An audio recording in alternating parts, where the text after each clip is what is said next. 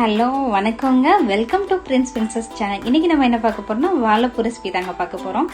நான் வாழைப்பூ வந்து எப்பவுமே கட் பண்ணும்போது தயிர் உப்பு போட்டு தாங்க கட் பண்ணோம், அப்பதான் கலர் மாறாது. ஒரு பாத்திரத்துல கொஞ்சோண்டு தண்ணி, உப்பு, மஞ்சள் தூள் சேர்த்து நல்லா கலந்து விட்டுட்டு மூடி வேக வச்சிடலாங்க. ஒரு சைடு வாழைப்பூ வெந்துட்டு இருக்கட்டுங்க. ஆல்ரெடி வந்து நான் வந்து 2-3 வரமிளகாயும் 1 கப் கடலைப்பருப்பை வந்து ஊற வச்சிருக்கேங்க. ஒரு மணி நேரம் ஊற வச்சிருந்தேங்க.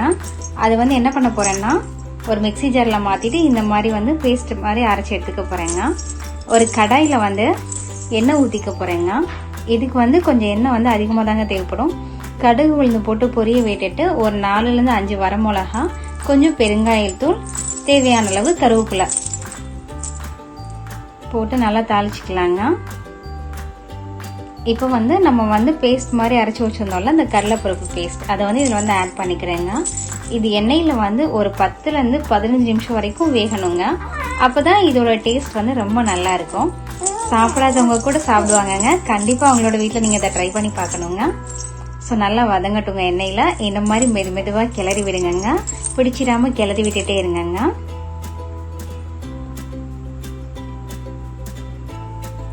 அப்படியே கலர் நல்லா சேஞ்ச் ஆகி வருங்க. நீங்க பாத்தீங்கன்னா தெரியும். டேஸ்டும் அட்டகாசமா இருக்குங்க. கண்டிப்பா ட்ரை பண்ணுங்க.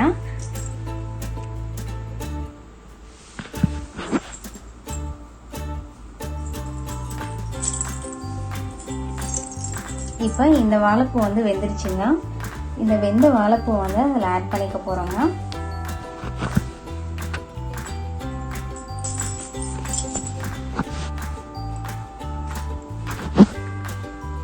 ஆட் பண்ணிட்டு நல்லா கலந்து விட்டுருங்க.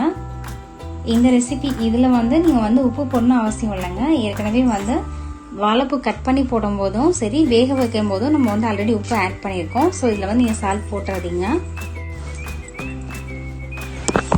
அவ்வளோதாங்க, நம்மளோட சூப்பரான வாழைப்பூ ரெசிபி வந்து தயாராகிடுச்சுங்க. மறக்காமல் உங்களோட வீட்டில் நீங்களும் ட்ரை பண்ணுங்கள். தேங்க்யூ ஃபார் வாட்சிங்.